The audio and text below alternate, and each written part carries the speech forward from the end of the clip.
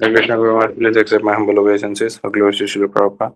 सभी भक्तों को मेरा सादर प्रणाम है। तो आज आप सभी को पता होगा या पता नहीं है तो आपको बता रहे हैं कि आज एक विशेष दिवस है।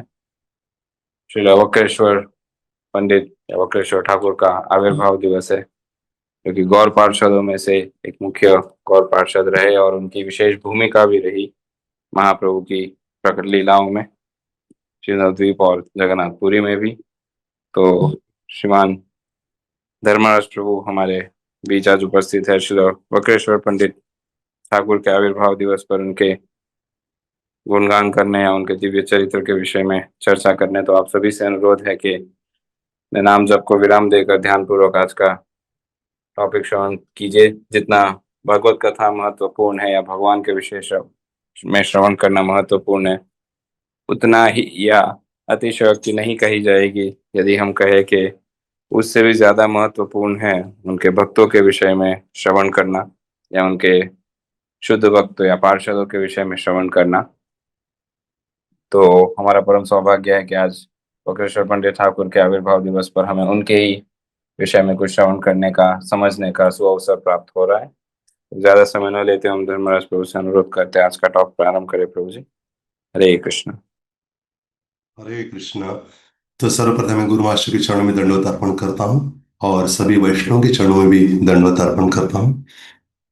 ओम नमो भगवते वासुदेवाय। ओम नमो भगवते वासुदेवाय। ओम नमो भगवते वासुदेवाय। ओम अज्ञानतिमिरान्धस्य ज्ञानाञ्जनशलाकया चक्षुरुन्मिलितं येन तस्मै श्रीगुरवे नमः। श्रीचैतन्यमनोभीष्टं स्थापितं येन भूतले स्वयं रूपः कदा मह्यं ददाति स्वपदान्तिकम्। वन्देऽहं श्रीगुरोः श्रीयुतपदकमलं श्रीगुरुन् वैष्णवांश्च श्रीरूपं साग्रजातं सहगण रघुनाथान्वितं तं सजीवं साद्वैतं सावधूतं परिजनसहितं कृष्णचैतन्यदेवं श्रीराधा कृष्णपादान् सहगण ललिता श्रीविशाखान्वितांश्च। हे कृष्ण करुणा सिन्धो दीनबन्धु जगत्पते गोपेश गोपिकान्त राधाकान्त नमोस्तुते। तप्त कांचन गौरांगी राधे वृंदावनेश्वरी वृषभानुसुते देवी प्रणमामि हरिप्रिये।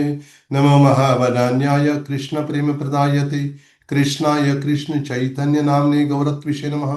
वाञ्छाकल्पतरुभ्यश्च कृपा सिन्धुभ्य एव च पतितानां पावनेभ्यो वैष्णवेभ्यो नमो नमः।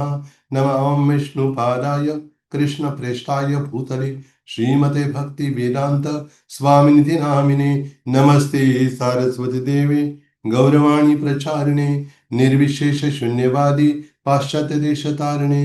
जय श्री कृष्ण चैतन्य प्रभु नित्यानंद श्री अद्वैत गदाधर शिवासादि गौर भक्त वृंद।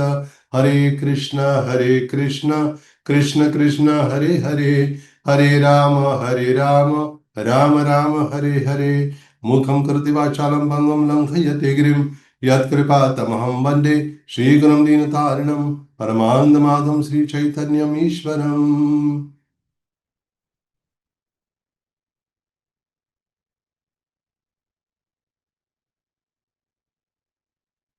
कथञ्च स्मृति अस्मिन् दुष्करं सुकरं भवेत् विस्मृतिर्भूतं स्यात् श्रीचैतन्यं नमामि तं। हरे कृष्ण। तो बहुत बहुत धन्यवाद श्रीमान पद्मल प्रभु आपका, आपने मुझे यह अवसर प्रदान किया है बहुत ही विशेष तिथि पर, क्योंकि आज श्री वक्रेश्वर पंडित जी का आविर्भाव दिन है और साथ साथ उनके एक विशेषता उनमें थी कि वो इतने प्रसिद्ध नर्तक और गायक थे। तो उसके संदर्भ में भी भगवान की प्रसन्नता के लिए नृत्य करने की जो महिमा है उसकी भी हम चर्चा आज करते हैं। तो श्री वक्रेश्वर पंडित चैतन्य महाप्रभु के बड़े विशेष पार्षद रहे और वक्रेश्वर पंडित की एक विशेषता ये थी कि वो मतलब उनका जो नृत्य था, डांसिंग था, वो इतना एक अलग ही था। और एक बार तो ऐसे हुआ, चैतन्य महाप्रभु जब श्रीवास आंगन में गायन कर रहे थे, कीर्तन कर रहे थे, तो वक्रेश्वर पंडित लगातार 72 घंटे 72 आवर्स लगातार दिन रात नृत्य करते रहे। और चैतन्य भी इतने प्रसन्न थे उनके साथ। तो श्रीवास आंगन में तो कीर्तन होता था, तब भी वो साथ में थे वक्रेश्वर पंडित। और जब 1 साल तक वहां श्रीवास आंगन में कीर्तन करने में, जब अद्वैत आचार्य ने कहा महाप्रभु से कि महाप्रभु, मैंने तो आपसे प्रार्थना की थी कि आप सभी जीवों का उद्धार करने के लिए आप अवतरित हुए, और यहाँ तो श्रीवास आंगन में केवल शुद्ध भक्तों के लिए कीर्तन हो रहा है, लेकिन और अन्य जनता के लिए, अन्य लोगों का क्या होगा? तो आपने कहा ठीक है, कोई बात नहीं, हम जाएंगे। तो नवद्वीप के गली गलियों में जाकर महाप्रभु कीर्तन किया करते थे। उनके साथ नित्यानंद प्रभु, अद्वैत आचार्य, गदाधर पंडित, श्रीवास ठाकुर तो होते ही थे, बहुत सारे उनके पार्षद होते थे, और साथ साथ जो वक्रेश्वर पंडित, जो अपने कीर्तन और नृत्य के लिए बहुत ही प्रसिद्ध थे, वे भी साथ में रहते थे उनके। और उसके बाद में श्रीवास आंगन में भी थे, और फिर बाद में जो हरिनाम संकीर्तन, नगर कीर्तन हुआ करता था नवद्वीप में, वहां भी वक्रेश्वर पंडित नृत्य किया करते थे। और साथ ही साथ जब चैतन्य महाप्रभु जगन्नाथपुरी में गए, तो वक्रेश्वर पंडित भी, उनको भी रहा नहीं गया उनका विरह। तो क्या किया उन्होंने? वक्रेश्वर पंडित भी वहाँ जगन्नाथपुरी में गए, वहाँ के चैतन्य महाप्रभु के कीर्तन में नृत्य करने के लिए। चैतन्य महाप्रभु जब भी कीर्तन करते थे तो ये नृत्य करते थे। और रथ यात्रा के प्रसंग समय भी अलग अलग जो टोलियां होती थी कीर्तन की, तो उसमें वक्रेश्वर पंडित की भी बहुत विशेष टोली हुआ कर, जिसमें वक्रेश्वर पंडित लगातार नृत्य किया करते थे। तो गायक भी थे और दोनों में नृत्य भी करते थे। तो चैतन्य इतने प्रसन्न थे, एक बार इन्होंने कहा, वक्रेश्वर पंडित ने कहा कि हे महाप्रभु, मैं चाहता हूं आप कृपा करके, हे पूर्ण चंद्र के समान अति सुंदर तेजस्वी हे महाप्रभु, मैं चाहता हूं, आपके चरणों में प्रार्थना करता हूं कि आप मुझे 10,000 गंधर्व प्रदान कीजिए, और वो गाते रहे और मैं बस आपकी प्रशंसा के लिए नृत्य करता रहूं। ये उनका भाव था। तो इसे समझ सकते हैं कि चैतन्य महाप्रभु ने जो स्थापित किया है, चैंटिंग, डांसिंग एंड फीस्टिंग, मतलब कीर्तन करना, नृत्य करना और भगवान का प्रसाद ग्रहण करना, ये 3 बातों को चैतन्य महाप्रभु ने स्थापित किया। और श्रील प्रभुपाद जी ने भी अपने इस्कॉन में इसी को स्थापित किया, स्वयं प्रसाद का वितरण किया, स्वयं बनाकर, और स्वयं नृत्य भी करते थे, करवाते भी थे, कीर्तन स्वयं भी करते थे, करवाते भी थे। ये 3 चीजें चैतन्य में जो प्रदान की, उसमें जो नृत्य की बात है, तो नृत्य कोई कम महत्वपूर्ण नहीं है, बहुत महत्वपूर्ण है। तो जो वक्रेश्वर पंडित, और एक विशेष बात हुई कि जो देवानंद पंडित थे, जिन्होंने श्रीवास ठाकुर के चरणों में अपराध किया था, उनका उन पर चैतन्य प्रभु कृपा नहीं कर रहे थे, तो वक्रेश्वर पंडित की कृपा हो गई और देवानंद पंडित चैतन्य प्रभु के क्रोध से बच गए। तो प्रसंग ऐसे हुआ, जो देवानंद पंडित रहते थे नवद्वीप में, कुलिया स्थान जो है, कुलिया ग्राम, जो कोल द्वीप है, नवद्वीप है, 9 अलग अलग द्वीप है, उसमें हर एक द्वीप एक एक नवविद्या भक्ति की एक एक विधि का वहाँ पे वर्णन होता है, या वहाँ उस विधि का अपनाते वहाँ के भक्त। तो वहाँ जो उस स्थान का नाम कोलद्वीप है, जहाँ हम चर्चा करें देवानंद पंडित के बारे में। तो उस कोलद्वीप का एक मतलब वहाँ नवविद्या भक्ति में से पाद सेवनम की वहाँ पे चर्चा होती है। तो पाद सेवन वहाँ होता है, और फिर देवानंद पंडित वहाँ कथा कर रहे थे। वैसे देवानंद पंडित भागवत में बहुत निपुण थे, लेकिन एक गलती थी उनकी कि वो उसमें मतलब मायावत का भाष्य करते थे। भगवान की विशेषता का कुछ नहीं वर्णन होता, निर्विशेषता, निर्विशेष हुआ। तो कथा कथकली बड़े प्रसिद्ध थे, बहुत सारे शिष्य थे, बहुत सारे छात्र आकर सुनते थे उनकी कथा को, समझने का प्रयास करते थे, क्योंकि देवानंद पंडित बड़े विद्वान थे। तो एक दिन संयोगवश क्या हुआ, श्रीवास पंडित को पता लगा कि इससे कथा हो रही है। उनको नहीं पता था कि मायावती, कुछ नहीं, बस कथा है, तो पहुंच गए वहां। और जैसे कि वहां कथा कक्ष में प्रवेश किया उन्होंने, तो देवानंद पंडित कथा कर रहे थे, एक श्लोक का उच्चारण कर दिया। जब वो पहुंचे श्रीवास पंडित, कौन सा श्लोक था वो? तथेनुकंपां सुसमीक्षमाणो भुञ्जानीवात्मकृतं विपाकं हृद्वाग्वपुभिर्विठन् नमस्ते जीवेतयो मुक्तिपदे सदाय भाग। इसका अर्थ है कि ये ब्रह्मा जी स्तुति कर रहे हैं भगवान की, ये ब्रह्म विमोह लीला के पश्चात कह रहे कि हे कृष्ण, हे भगवान, मतलब जो भक्त, आपका भक्त, कितने भी उनके जीवन में कष्ट क्यों ना आए, वो क्या करता है, बहुत धैर्य के साथ सहन करता है। और साथ साथ आत्मकृत विपाक का मतलब, कुछ भी, किसी भी कुछ, मतलब किसी भी स्थिति में उसको जो दुख प्राप्त हो रहा है, उसके लिए किसी की ओर उंगली नहीं उठाता है। ये नहीं कहता कि इसके कारण मेरे जीवन में नहीं सोचता है कभी। और ऐसी स्थिति में भक्ति नहीं छोड़ता है, क्या करता है वो, हृदवाग वपुभिर विधन्नमस्मि, हृदय से, वाणी से, हाँ, और मन से भी क्या करता है, शरीर से भी भगवान को प्रणाम करता है, उनकी शरण में जाता है हर समय। और ये भी कहा है कि जो ऐसी स्थिति में वो क्या बन जाता है, भगवान के धाम में जाने का अधिकारी या उत्तराधिकारी बनता है। जिस प्रकार कोई पिता है, उसकी संपत्ति का अधिकार पुत्र को होता है ना, उसी प्रकार उसको प्राप्त हो जाता है, हाँ, भक्त को। तो ये जैसे सुना उन्होंने, लोग सुनते ही श्रीवास ठाकुर इतने भाव विभोर हो गए, आंखों से अश्रुधारा बहने लगी, फिर रोमांचित हो गए, फिर अष्ट सात विकार उत्पन्न हो गए, लोटपोट होने लगे वहां वहीं पे नीचे धूलि में ही। और जब देखा, हाँ, श्रीवास, इन्होंने दीवान पंडित ने देखा दूर से, लेकिन कुछ उनमें कुछ फर्क नहीं पड़ा, क्योंकि वो तो भक्त नहीं थे, मायावादी भाष्य करते थे। लेकिन लोग सुनते ही नहीं कि ये तो महान वैष्णव है, श्रीवास ठाकुर स्वयं नारद मुनि है। तो जैसे ही सुना तो क्या हो गया, लोटपोट होने लगे। तो वहां के जो कुछ उनके शिष्य थे, उन्होंने क्या किया, वो समझ नहीं पाए इनकी महिमा को, तुरंत उठा के क्या किया उन्होंने, उस कक्ष के बाहर उन्होंने मानो फेंक ही दिया, उनको बाहर निकाल दिया उनको। अब दीवान पंडित वो पूरा देख रहे हैं, वो रोक सकते थे लेकिन रोका नहीं उन्होंने। उन्होंने रोका नहीं, इसलिए क्या हो गया, श्रीवास मणि जैसे महान वैष्णव के प्रति उनका बहुत बड़ा अपराध हो गया, उनके प्रति, दीवान पंडित का। और अपराध हो गया, इसलिए फिर तब से जैसे महान वैष्णव के प्रति जो अपराध होता है, उसकी जो प्रसिद्धि है, यश है, या जो कुछ है पुण्य, वो धीरे धीरे नष्ट होने लगता है। तो दीवान पंडित कुछ अनुभव किया, लेकिन उनको पता नहीं लगा कि ये वैष्णव, कुछ नहीं पता था उनको। तो चैतन्य प्रभु को जब पता लगा इस अपराध के बारे में, श्रीवास आंगन में, लेकिन श्रीवास ठाकुर कुछ भी लगा नहीं, हाँ, कि मेरे प्रति अपराध, कुछ सोचा भी नहीं उन्होंने उसके बारे में। तो चैतन्य प्रभु ने तब कहा कि जो ग्रंथ, दो दो भागवत है, एक तो व्यक्ति भागवत, दूसरा ग्रंथ भागवत है। जो ग्रंथ भागवत का बहुत अध्ययन कर रहा है, लेकिन व्यक्ति भागवत का सम्मान नहीं कर रहा है, तो वो बड़ा अपराधी है। वो सैकड़ों जन्मों तक भागवत का पाठ क्यों ना कर ले, लेकिन उसके हृदय में कृष्ण के प्रति प्रेम कभी जागृत नहीं हो। हाँ, मानो क्या करे चैतन्य प्रभु, हाँ, एक शाप ही दे रहे उसको, दीवान पंडित को। तो दीवान पंडित तो, उनकी स्थिति तो बहुत मतलब विकट हुई। एक दिन की बात है कि वक्र संयोगवश वक्रेश्वर पंडित भी वहीं पे आए थे, उसके पश्चात कुछ समय के बाद। ये चैतन्य प्रभु संन्यास लेने से पहले की बात हुई थी, बाद में संन्यास लिया वगैरह हो रहा है। लेकिन एक दिन ऐसे हुआ कि जो वक्रेश्वर पंडित, जो महान वैष्णव है, चैतन्य महाप्रभु की मतलब पार्षद में से एक है, तो उनको भक्त लोग बुलाते थे।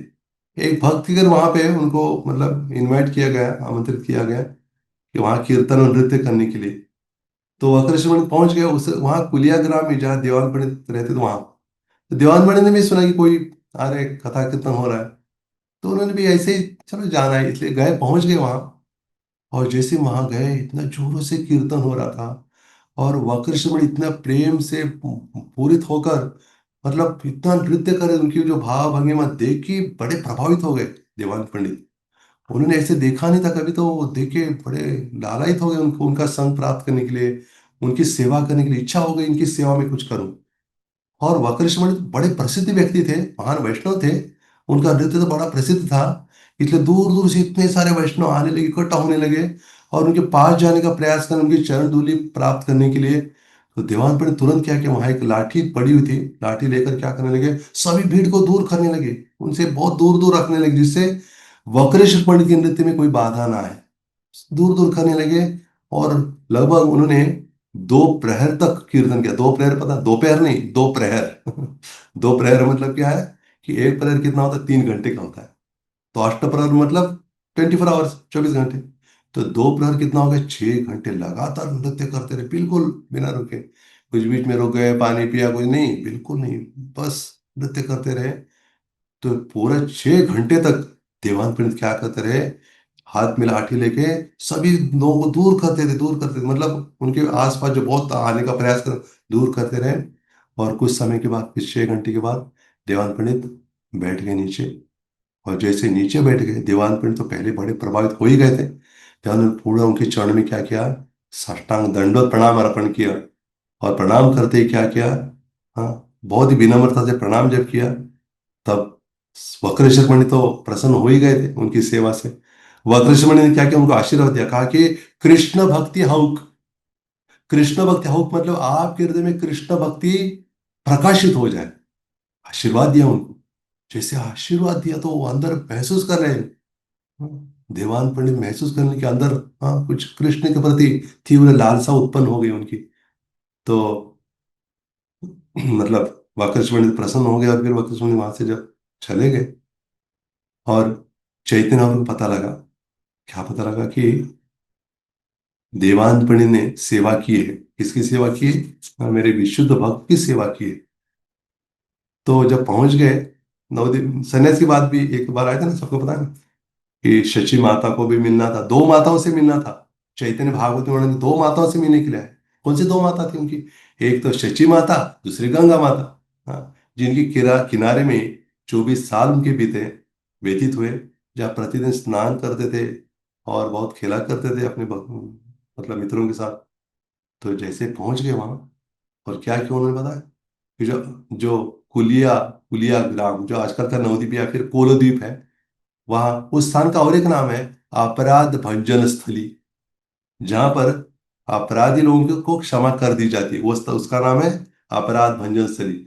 उसी स्थान पर गोपाल चापल नाम के एक स्मार्त ब्राह्मण को भी, उसका उसने भी अपराध किया था श्रीवास पंडित के प्रति।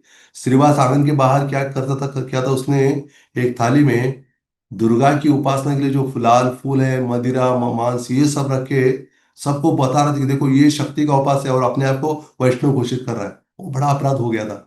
उसको भी क्षमा कहा कि चैतन्य महाप्रभु ने, उसको कुष्ठ रोग से पीड़ित था, तो उसने जब शरण ली चैतन्य महाप्रभु, तब चैतन्य महाप्रभु ने उसको उसी कोलद्वीप में ही उसको क्षमा की थी। तो उसी प्रकार देवान पंडित के पास गए, चैतन्य महाप्रभु ने कहा कि वहां से जा रहे थे, देवान पंडित से कहा कि बहुत विशेष बात कही। एक तो उनके मन में है कि श्रीवास पंडित के प्रति इसने अपराध किया, लेकिन फिर भी वक्रेश्वर पंडित की जो सेवा की थी उसके बारे में कहते हैं कि चूंकि तुमने वक्रेश्वर पंडित की सेवा की है, इसलिए मैं तुम्हें अपना ही मानता हूँ। देखिए वैष्णव की सेवा करने भगवान कितने प्रसन्न होते हैं। और कहा कि वक्रेश्वर पंडित भगवान द्वारा क्या है, पूर्ण रूप से शक्ति प्राप्त है उनको। और स्वयं श्री कृष्ण उनके हृदय में जब नाचते हैं, नृत्य करते हैं, तब वक्रेश्वर पंडित भी नृत्य करते हैं, क्योंकि वक्रेश्वर पंडित के हृदय में भगवान श्री कृष्ण ने अपना घर बना लिया है। और तब बताते कि वक्रेश्वर पंडित जिस स्थान में रहते हैं, वो स्थान भी बहुत विशेष हो जाता है, और उस स्थान को भी आशीर्वाद देते हैं कि वो स्थान में जो आता है क्या हो जाता है, उसको भी इनकी कृपा हो जाती है, और फिर वो स्थान बहुत बड़ा पवित्र स्थान बन जाता है। इसलिए फिर हमें जो हमारी चर्चा हो रही है इनके बारे में, वक्रश्रवण के बारे में चर्चा हो रही है, मतलब क्या हो रहा है, वो उनका ये हम अनुभव कर सकते हैं कि वक्रश्र पंडित ही हमारे साथ में है, या हम उनके चरणों में बैठकर उनका गुणगान कर रहे हैं। तो क्या हो रहा है, वो स्थान भी विशेष तीर्थ स्थान हो रहा है। तो जब चैतन्य महाप्रभु विशेष, चैतन्य ने कहा कि लेकिन तुम्हें क्या करना होगा, विशेष मेरी विशेष कृपा प्राप्त करने के लिए श्रीवास ठाकुर जिसके प्रति तुमने अपराध किया, उनके पास जाकर क्षमा याचना करो। अगर वो क्षमा करते तो फिर बस मैं क्षमा करता हूँ। तो फिर देवान पंडित तो बड़े मतलब विनम्र तो हो ही थे, भक्त तो है तो फिर विनम्र होता है। पहले माया में थे तो फिर उनको लगता था कि मैं ही भगवान हूँ, ये भाव था उनका। लेकिन फिर चैतन्य प्रभु के कहने से कहाँ पहुंच गए, देवान पंडित तुरंत पहुंच गए श्रीवास ठाकुर के पास, उनके चरणों में गिर गए। कहा कि हे श्रीवास पंडित, मैंने आपके चरणों में बहुत बड़ा अपराध किया, आप क्षमा कीजिए। श्रीवास पंडित ने कहा कि नहीं नहीं वक्रेश्वर, देवान पंडित जी, आप ये क्या कर रहे हैं, आप तो एक महान व्यक्ति, आप बड़े इतने कथाकार हैं, हाँ, तो आप ऐसे क्यों, आप मेरी क्यों क्षमा मांग रहे हैं? हाँ, लेकिन उन्होंने कहा कि आप क्षमा के, तो फिर उन्होंने क्या किया, आलिंगन किया उनको। फिर तब चैतन्य प्रभु बड़े प्रसन्न हो गए, और फिर देवान पंडित के हृदय में भगवान की विशेष भक्ति का प्रवाह होने लगा, अनुभव होने लगा उनको। और फिर जब फिर उनकी उसके बाद उनका नाम भी देवकी नंदन गोपाल हो गया। देवान पंडित का फिर बड़े महान वैष्णव बन गए, बहुत गीतों की रचना की, हाँ, भगवान की बड़ी सेवा की बहुत प्रेम से।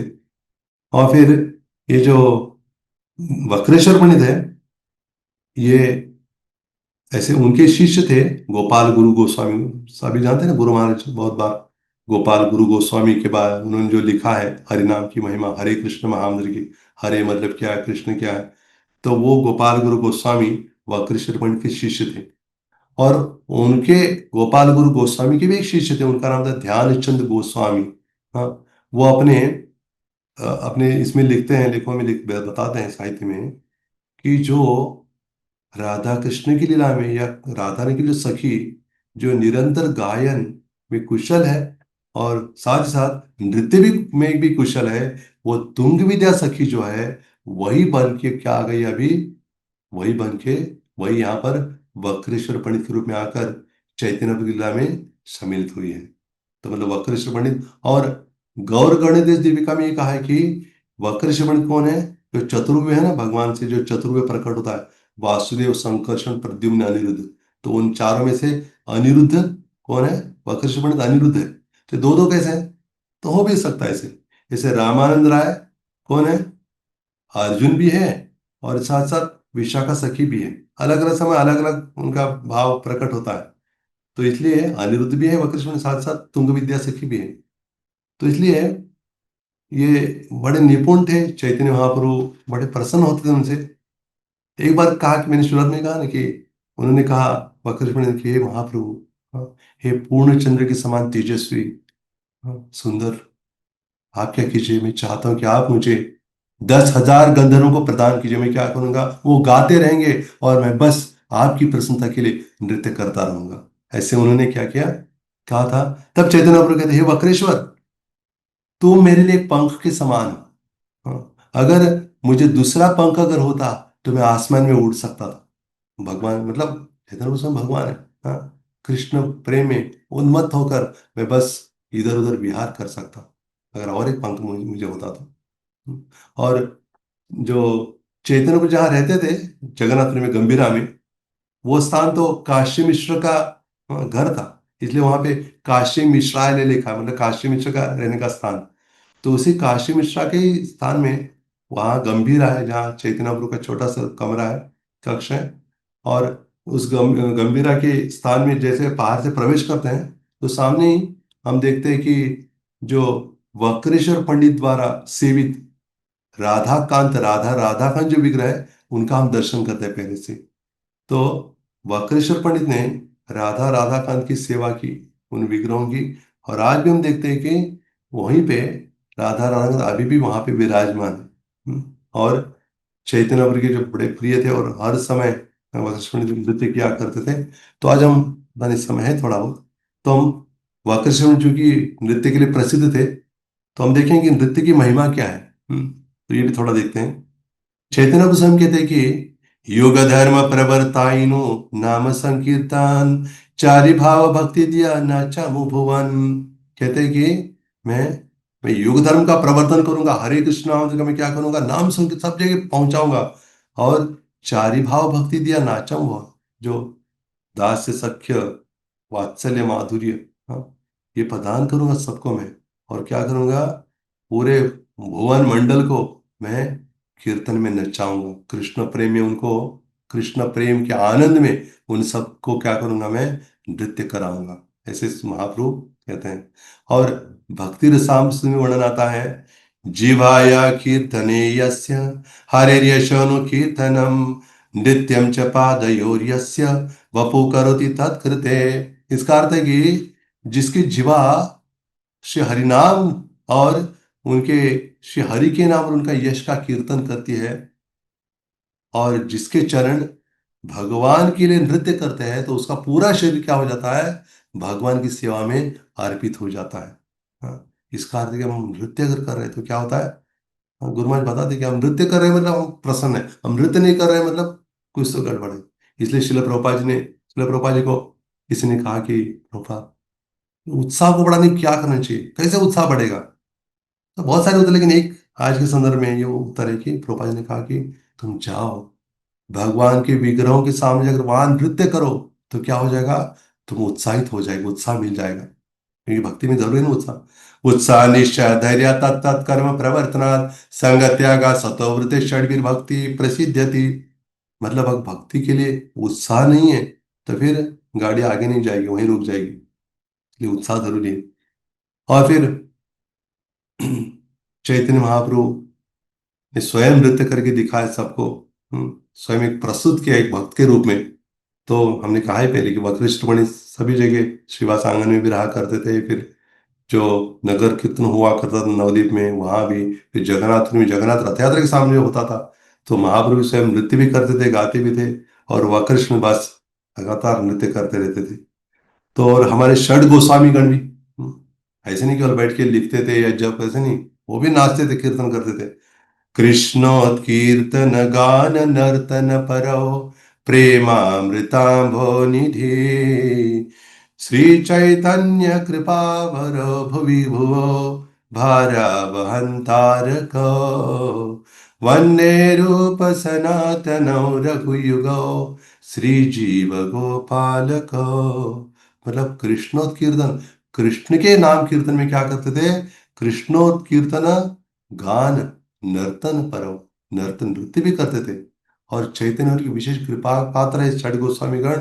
और क्या करते थे? सभी जीवों का जो भौतिक जगत में जो भार हुआ है, भौतिक जगत में हम, मतलब इतने जन्म जन्म से हम यहाँ पे हैं, तो क्या करते हैं? उन सभी का उद्धार करने के लिए सभी जगह भ्रमण करने वाले षड गोस्वामी को मैं प्रणाम अर्पण करता हूँ। ऐसी बात है। और शिल प्रभुपाद कहा करते थे कि हमारे जीवन का लक्ष्य क्या है? To enter into the dancing party of Radha and Krishna. Radha Krishna की डांसिंग पार्टी मतलब कौन से? रास नृत्य। उस रास नृत्य में प्रवेश करना हमारा लक्ष्य है, जीवन का लक्ष्य। लेकिन अभी बहुत जल्दबाजी नहीं करनी चाहिए, चलो अभी मैं पहुंचता हूँ, वो नहीं होगा। तो फिर भगवान तो नटवर है, नटवर वपु, तो नृत्य करने में तो भगवान निपुण है, और राधा रानी भी कोई कम निपुण नहीं, वो भी बहुत कुशला है, निपुण है। तो इन दोनों का नृत्य है, फिर सारे गोपियां हैं वो भी नृत्य में, हाँ, ये रास नृत्य हो जाता संपन्न। और हम देखते कि स्वयं शिल प्रभुपाद जितने, काफी उम्र हो गई थी फिर भी, हाँ, प्रभुपाद जी के हम बहुत सारे वीडियो देखे भी होंगे आपने, नृत्य करते हैं सभी प्रभुपाद जी के साथ उनके शिष्यगण भी।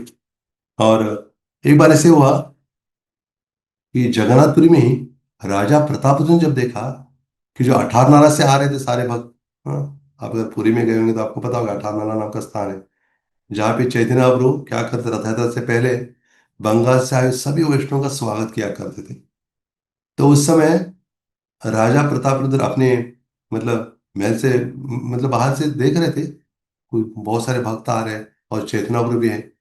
चैतन्य महाप्रभु को तो उन्होंने पहचान लिया, लेकिन बाकी सारे भक्तों को देखा नहीं था उन्होंने। और उन्होंने पूछा, सारव भट्टाचार्य से पूछा, हे सार्वभौम, ये सारे कौन है? और इनको मैं देख रहा हूँ बहुत ही विशेष, इतने तेजस्वी दिख रहे, ऐसे इतने तेजस्वी वैष्णव को मैंने कभी देखा नहीं। और ये भी कहा उन्होंने कि ऐचे प्रेम ऐचे नृत्य ऐचे हरिध्वनि, कहा नहीं देखी हमने, हमने कहा नहीं सुनी। कहा कि मैंने ये जो ऐसा प्रेम है, ऐसा नृत्य, ऐसे हरिध्वनि कर रहे हैं, ये हमने कभी देखा नहीं, पहली बार मैं देख रहा हूँ। तो सार्वभौम सार्वभौम ने कहा क्या? भट्टाचार्य कहे यही मधुर वचन, उन्होंने मधुरता से कहा। क्या कहा? चैतन्य रे सृष्टि यही प्रेम संकीर्तन। ये चैतन्य महाप्रभु की लीला है, उनकी सृष्टि है। ये क्या है? ये हो रहा है प्रेम संकीर्तन।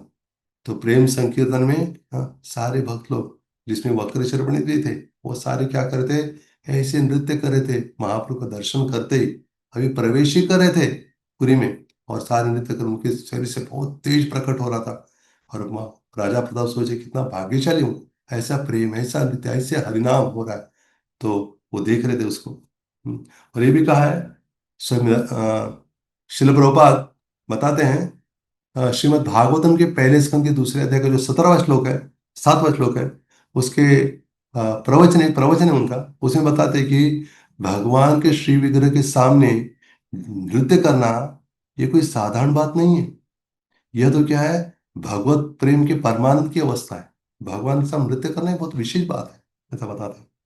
और नरोत्तम ठाकुर भी गायन करते हैं, अपने गीत में लिखते हैं, गाइते गाइते नाम भावी अनुक्षण नृत्य करिते करिते हाय प्रेम धन। कहते हैं कि भावपूर्वक भगवान के पवित्र नाम का कीर्तन करते हुए और भक्ति में लीन होकर नृत्य करने से क्या होता है? प्रेम रूपी परम धन उस भक्त को प्राप्त हो जाता है। इसलिए नृत्य करना कोई ऐसे नहीं कि मैं तो अभी सीनियर बन गया हो गया हूँ, अभी क्या करना है नृत्य करके, ऐसे नहीं सोचना है। हाँ, हमारे गुरु महाराज तो 76 हो गए, फिर भी बहुत बार हम देखते हैं कि नृत्य करते सबसे सबको भक्त लोग ऐसे खड़े, लेकिन गुरु महाराज नाचने लगते सोचते कि अरे गुरु महाराज नाच रहे हम क्यों ना नाचे। हाँ, तो हमें नृत्य करना है। गुरु महाराज सामने है तभी करना है, ऐसे नहीं, वो सामने नहीं तो भी करना ही है, ऐसे नहीं। तो मुझे स्मरण होता है कि एक बार शायद पंढरपुर में ये स्मरण नहीं हो, लेकिन कहीं कीर्तन हो रहा था गुरु महाराज का, और मैं उस दिन इतना नृत्य नहीं किया किसी कारण से, मुझे स्मरण नहीं हो रहा है क्यों नहीं किया, लेकिन नृत्य नहीं किया। तो गुरु महाराज ने बाद में पूछा आनंदशेष पुरुष से, आनंदशेष क्या बात है, मेरा कीर्तन ठीक नहीं हुआ क्या? धर्मराज ने नृत्य क्यों नहीं किया? हाँ, मतलब गुरु महाराज चाहते कि मैं उनके लिए नृत्य करूं। एक बार बेलगांव में भी रथ यात्रा के प्रसंग में हम गए थे, और गुरु महाराज डोले डोले गोरा चांद गा रहे थे, और मुझे कहा धर्मराज उठो। उठ के सारे बैठे थे, मुझे उठा के मुझे कहते नाचो अभी। हाँ, मैं नृत्य कर रहा था। हाँ, तो मुझे बहुत अच्छा लगा। मैंने सोचा कि गुरु महाराज आप बस मुझे नृत्य कराते रहिए, और बस मैं नाचते रहूंगा आपकी प्रसन्नता के लिए। और जब एक बार एक्सीडेंट भी हुआ था मेरा, और फिर मैं चल भी नहीं पा रहा था, और कार में बैठ गया, गुरु महाराज ने कहा कि धर्मराज नृत्य नहीं किया तुमने।